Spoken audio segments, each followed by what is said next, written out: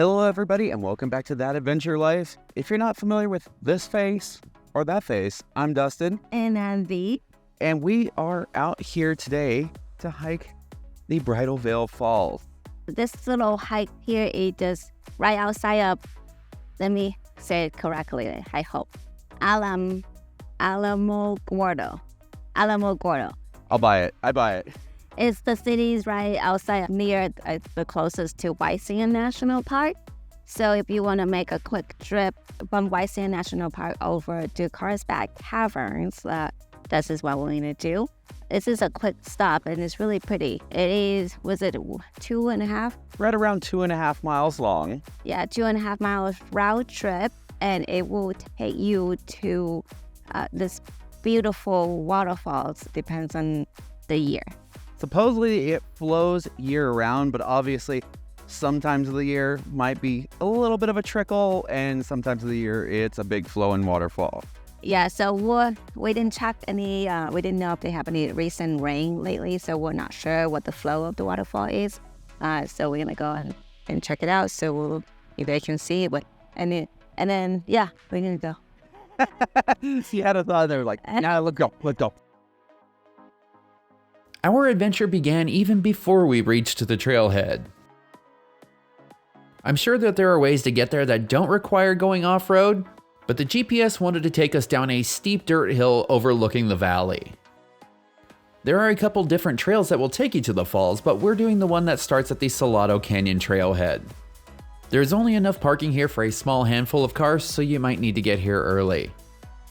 Even though this is a short and easy trail, there are several sections that are quite rocky. So be careful because tripping hazards are pretty much everywhere. Just a short way in from the trailhead will come up to this junctions right here.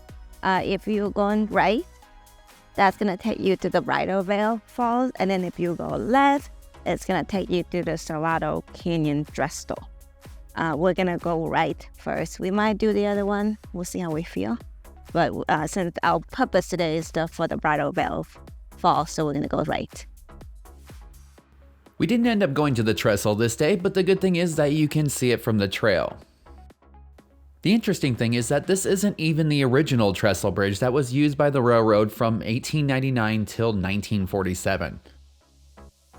The one that you will see nowadays was actually rebuilt in 2008 just to be part of this hiking trail. The railroad was a huge deal back then, and these tracks ran all the way up a route known as the Cloud Climbing Railroad. This 26-mile long section of track was very important for transporting riders and timber all the way from Alamogordo to Cloudcroft, as it climbed 6,000 feet and crossed 58 bridges. The funny thing is that we also unknowingly hiked at the far end of this rail line, which is the Mexican Canyon Trestle. You can see that video next week. As we mentioned before, a lot of what this trail has to offer depends on when you visit. The vast majority of this trail is completely exposed, so if you visit during the warmer months, not only will you get hot temperatures and very little shade, but you're also going to get a small waterfall. So far so good. Little elevation changes, but nothing too crazy. Oh, and here we are. We are at another sign. Looks like we only have about a quarter mile left to go. I kind of wish that we would have been hiking on the opposite side of the canyon because that's where all the action was. Not only did we see a deer over there, but a little further down the trail we saw this abandoned car as well.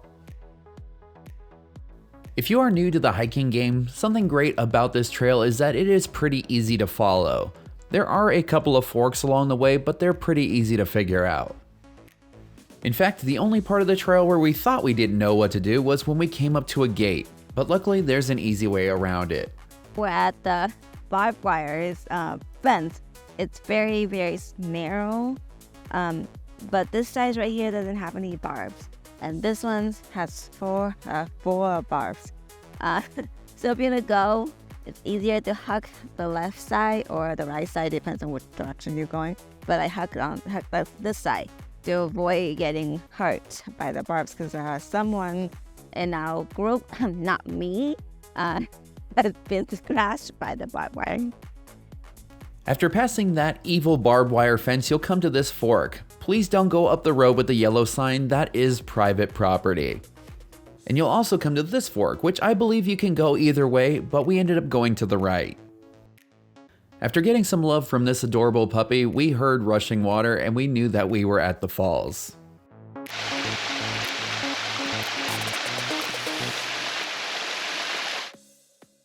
Even though we weren't dealing with a massive amount of water like when we visited Shoshone Falls, which if you haven't seen that one, click in the upper corner.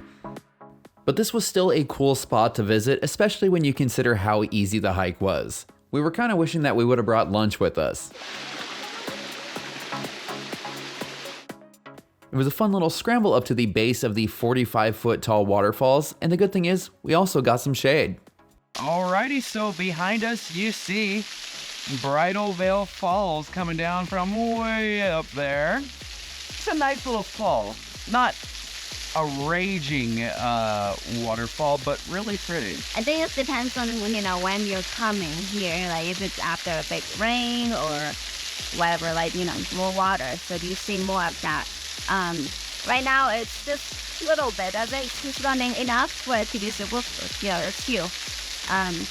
But if you go on the summer, I'm pretty sure this might be very, very tiny. Yeah, I think you definitely need to hit it at the right time of year, because along the way here, there was a bunch of signs talking about, beware of snowplows and icy roads. So it sounds like this area does get quite a bit of snow. So maybe when that is melting, this is a whole nother story. But I mean, it's definitely worth the small hike out to see, I would say. Yeah, it's a very pleasant hike. Not a lot of big elevation gain, just a nice little stroll. Little bit rocky, but wasn't that big of a deal. The biggest challenge, I think, was the barbed wire. I got poked. Yeah, the barbed wire. So stay away from the barbed wire. I said, don't get poked by the barbed wire. I got poked.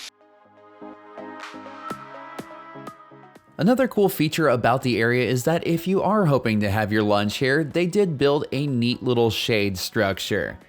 It's located just across from the trail that you came in on, and it's a cute little spot where you can just relax and listen to the sounds of the waterfall. But the thing that piqued our interest is that from the shade structure, we got a view across the canyon and there appeared to be some abandoned buildings. I'm not exactly sure why, but exploring abandoned structures is kind of a hobby of ours, so we headed over. Along the way, we passed more historical signs detailing the history of the area. Please note that these abandoned buildings did not have a fence or gate around them, otherwise we would have assumed it was private property and not gone in.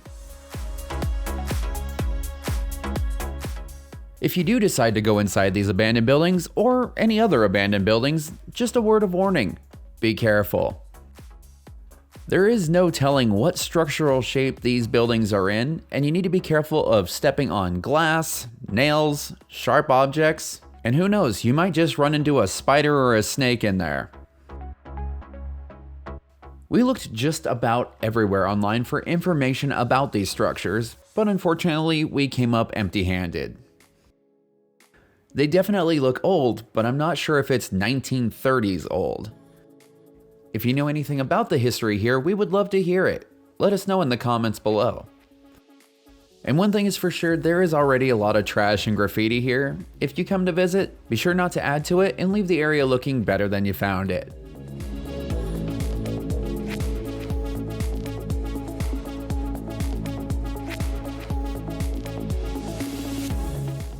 After exploring the area for a while and luckily not getting poked by anything else, we decided that it was time to head back. Since this is an out and back trail, it should be pretty easy to follow, and the biggest challenge will probably be finding your way back from the abandoned buildings to the start of the trail. The only thing that you need to watch out for on your way back is not to make that turn onto private property. Trespassing is the kind of things that get trails like this shut down, and that would be a bummer. As we got back to the chain link fence, I decided that I wasn't taking any chances this time, and I just decided to climb over it. Luckily, I was rewarded with no further scratches, and we finished the rest of the hike without incident.